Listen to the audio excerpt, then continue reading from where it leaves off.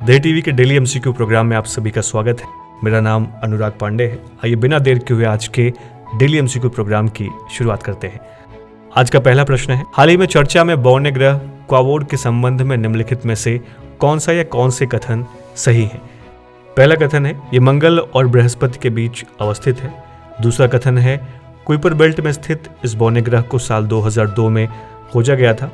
और तीसरा कथन है इसके चारों ओर शनि के समान एक वलय का पता लगाया गया है। आपके ऑप्शंस हैं, ऑप्शन ए केवल कथन 1 और 2 सही है, ऑप्शन बी केवल कथन 2 और 3 सही है, ऑप्शन सी सभी कथन सही हैं, या ऑप्शन डी सभी कथन गलत हैं।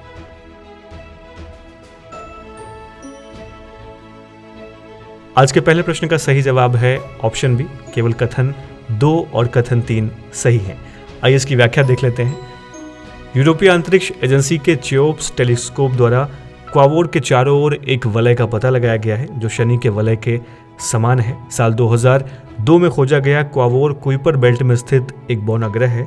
कुइपर बेल्ट नेपच्यून से परे बर्फीले ग्रहों का एक क्षेत्र है। क्वावोड का व्यास पृथ्वी के चंद्रमा का 1/3 और प्लूटो का आधा है। इसका एक छोटा चंद्रमा है जिसे विवोट कहा जाता है। आज का दूसरा प्रश्न है, 12वें विश्व हिंदी सम्मेलन की थीम है।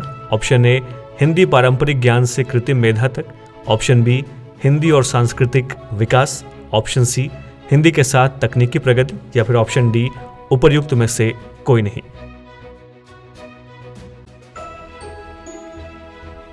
आज के हमारे दूसरे प्रश्न का सही जवाब है ऑप्शन ए। आइए इसकी व्याख्या देख लेते हैं। 12वें विश्व हिंदी सम्मेलन का आयोजन फिजी के नादी में किया जा रहा है। इस कार्यक्रम की थीम है हिंदी पारंपरिक ज्ञान से कृत्रिम मेधा तक। हाल ही में फिजी के राष्ट्रपति विलियम काटोनिवेरे और भारत के विदेश मंत्री डॉक्टर एस जयशंकर ने विश्व हिंदी सम्मेलन का उद्घाटन किया है। आपको बता दें कि इस कार्यक्रम का आयोजन 15 से 17 फरवरी तक नादी में किया जाएगा। इस कार्यक्रम के लिए भारत का विदेश मंत्रालय नोडल मंत्रालय के रूप में काम कर रहा है।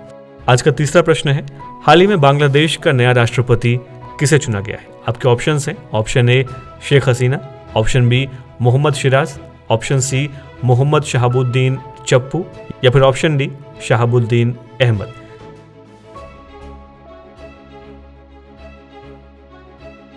आज के हमारे तीसरे प्रश्न का सही जवाब है ऑप्शन सी। हाल ही में बांग्लादेश में 22वें राष्ट्रपति के लिए चुनाव संपन्न हुए। इस चुनाव में 74 वर्षीय मोहम्मद शहाबुद्दीन चप्पू को निर्विरोध ही बांग्लादेश का नया राष्ट्रपति चुन लिया गया है। आपको बता दें कि बांग्लादेश के वर्तमान राष्ट्रपति अब्दुल हामिद का कार्यकाल 23 अप्रैल को समाप्त हो रहा है। उनका कार्यकाल समाप्त होने के बाद मोहम्मद चप्पू का कार्यकाल आरंभ होगा।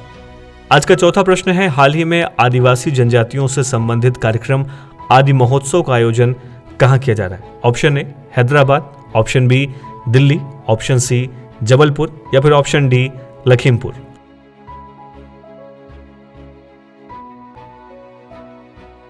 आज के हमारे चौथे प्रश्न का सही उत्तर है ऑप्शन बी। आइए इसकी व्याख्या देख लें। आदि महोत्सव का आयोजन 16 से 27 फरवरी तक दिल्ली के मेजर ध्यानचंद स्टेडियम में किया जाएगा। इस कार्यक्रम का उद्घाटन प्रधानमंत्री नरेंद्र मोदी ने किया है। इस कार्यक्रम में 200 स्टॉल के माध्यम से देश भर के जनजातीय समुदायों की समृद्ध और विविधतापूर्ण धरोहर को प्रदर्शित किया जाएगा। आपको बता दें कि इस महोत्सव में लगभग 1000 जनजातीय शिल्पकार हिस्सा लेंगे। इस कार्यक्रम में जनजातीय खान पान, शिल्पकला और संस्कृति का प्रदर्शन किया जाएगा। आज का पांचवा और अंतिम प्रश्न है, हाल ही में चर्चा में रहे दाऊदी बोहरा समुदाय के संबंध में निम्नलिखित में से कौन सा या कौन से कथन सही हैं? पहला कथन है यह समुदाय इस्लाम के शिया संप्रदाय से संबंधित है।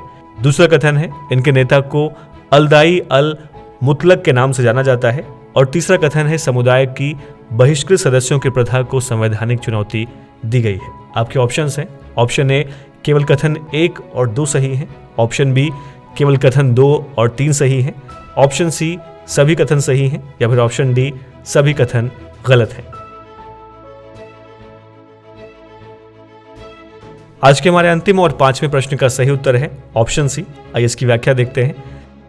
दाऊदी बोहरा समुदाय के नेता को सदस्यों द्वारा अपने सदस्यों को बहिष्कृत करने का अधिकार होने के रूप में मान्यता प्राप्त है। बहिष्कार का मतलब है कि समुदाय से संबंधित किसी मस्जिद या समुदाय को समर्पित कब्र तक पहुंचाने की अनुमति नहीं दी जा रही है। सुप्रीम कोर्ट ने सरदार सैयदना सैफुद्दीन बनाम स्टेट ऑफ बॉम्बे केस 1962 में इस प्रथा को बरकरार रखा था।